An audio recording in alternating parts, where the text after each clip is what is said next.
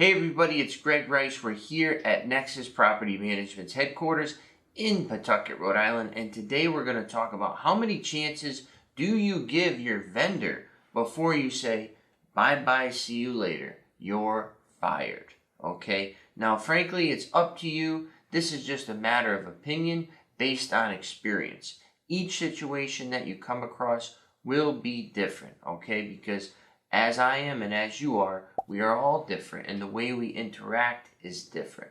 But for example purposes and for a general rule of thumb, today I want to go over the 3 chances that we and I usually give our vendors, okay? So the first situation, they missed something, right? They forgot something. Something happened that the job was not completed. I consider this strike 1. Strike? And strike 1 is oversight. Okay? Oversight. They simply missed it.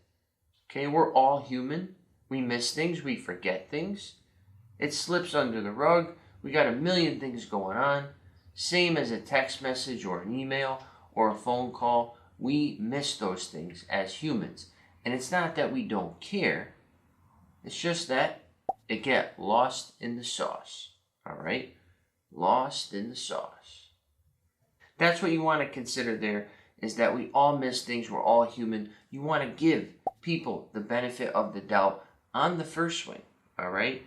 So, say time goes by and that same issue is still there. It's still standing.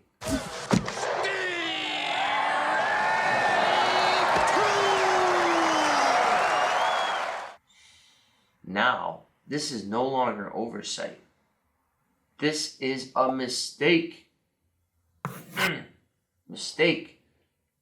They know about it because it happened, step 1, and now they're choosing or prioritizing it at the bottom of their list, conveniently forgetting about it, ignoring you.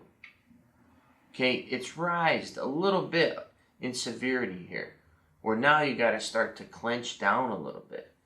Maybe have to threaten a lawsuit.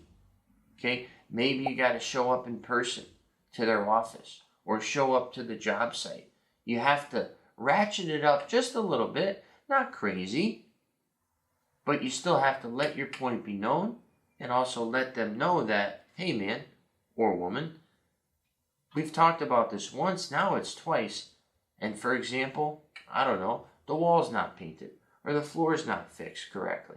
Whatever it is, now they're on strike 2.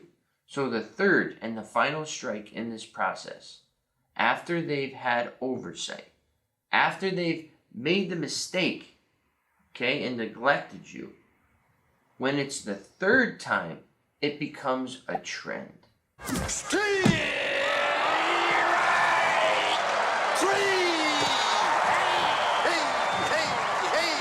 That becomes who they are, at least in the exchange and relationship that you have with them.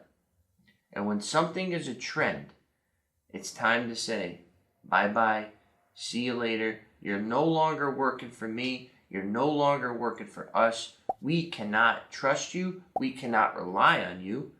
And if, God forbid, something happened again, are you accountable and are you going to come back and make this right? Chances are you're not. So that's when we suggest you cut the cord and let them go on their way. If you go 4 chances, 5, 6, which I've seen some owners do, you become subservient to whatever this vendor says, however much more price increase is needed, however much more time is needed. Okay, you become a beacon of their inefficiencies and their excuses. It's not healthy, it's not right, and you don't deserve that as a property owner. So again, first thing, they missed something. That's oversight. Benefit of the doubt. Second time, it's a mistake. Okay, ratchet it up a little bit, not too much. A little bit, you still want to get the job done. But then if it's the third time, that's not a good sign. It's not healthy. you're really putting your property, your wallet, a lot of things at risk in that situation. So that's when you should cut the cord, all right? Once again, Greg Rice from Nexus Property Management, your property managed.